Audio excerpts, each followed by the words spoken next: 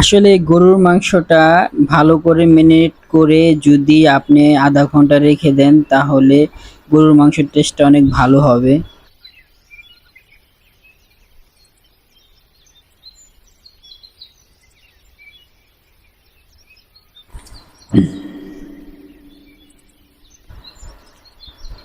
আমি বটি দিয়ে কখনো কাটাকাটি করি নাই, বাট ভিডিওর জন্য কাটাকাটি করার চেষ্টা করতেছি, দেখি বটিটা কাটা যায় কিনা।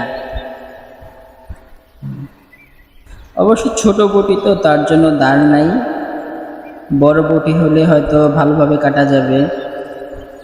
না, এটা দা কাটা যাবে না। কাটিং বোর্ড নিলাম, এই কাটিং বোর্ড দিয়ে দেখি ছুরি দিয়ে কাটি। অবশ্য আমরা রেস্টুরেন্টে জব করি, ওখানে আমাদের ছুরি ব্যবহার করা হয়, বটি ব্যবহার করা হয় না, কারণ রেস্টুরেন্টে সবাই ছুরি দিয়ে কাজ করে। অবশ্য আমার হাতে একটা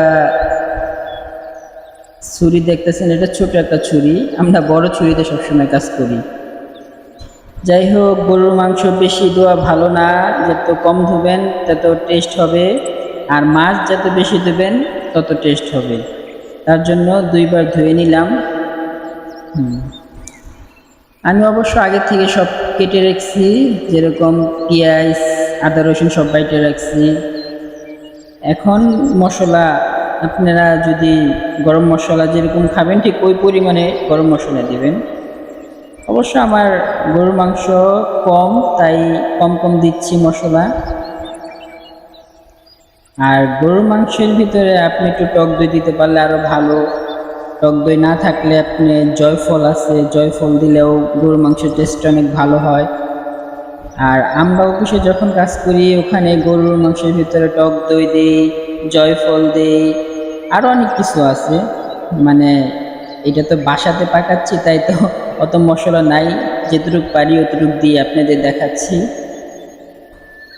আর সবসময় মানে মাংসের ক্ষেত্রে হলুদ দিবেন কম, আর মরিচের ফাঁকি দিবেন বেশি। কিন্তু মাছ টাছ সবজি পাকালে ওটার মধ্যে আবার মরিচের সংখ্যা কম দিতে হয়, হলুদের সংখ্যা বেশি দিতে হয়। যেহেতু আমি গরু পাকাচ্ছি, আর পরিমাণ মতন ঝাল দিবেন যতটুকু ঝাল লাগে। আমি অবশ্য ঝাল কম খাই, তাই ঝাল একটু কম দিলাম।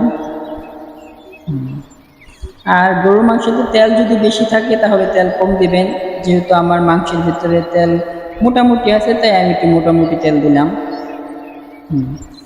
আর লবণটা পরিমাণ মতন দিবেন, কারণ লবণটা যদি আপনি পারফেক্ট প্রথম দিতে পারেন তাহলে মাংসটা অনেক টেস্ট হবে, কিন্তু পরবর্তীতে যদি লবণ কম হয়, পরে যদি লবণ দেন আসলে অতটুকু টেস্ট হয় না।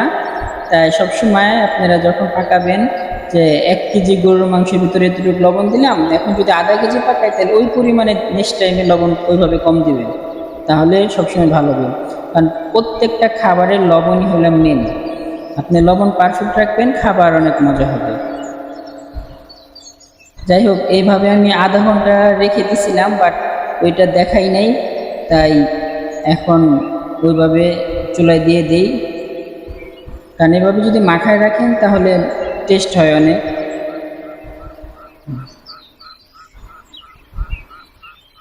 এই যে আমার লাকড়ির চুলা, ছোট একটা চুলা, এই চুলায় বসাই দিলাম।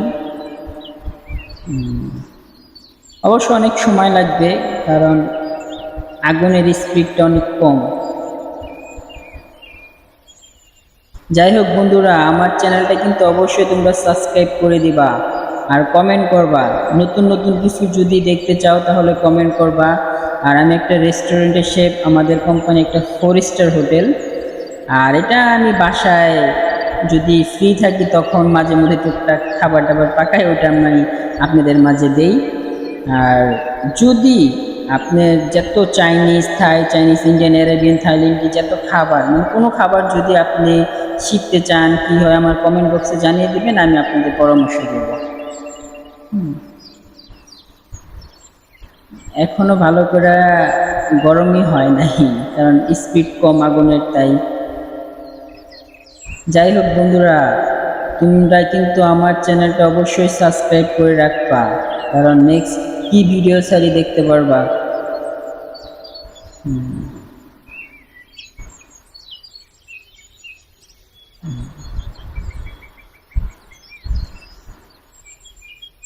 তোমরা যদি বাসায় মজার মজার খাবার খেতে চাও তাহলে অবশ্যই আমার চ্যানেলটা সাবস্ক্রাইব করে রাখবা, কারণ আমি ফ্রি হলেই তোমাদের জন্য নতুন নতুন কোনো আইটেম নিয়ে আসবো।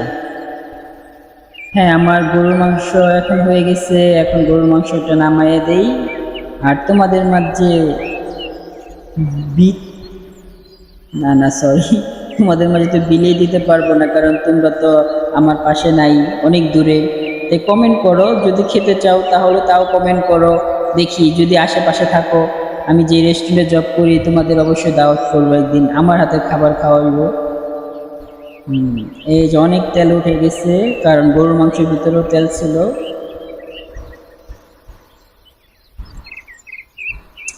তা বন্ধুরা, আবারও বলে রাখলাম, আমার চ্যানেলটা কিন্তু অবশ্যই সাবস্ক্রাইব করে রাখবা, ঠিক আছে?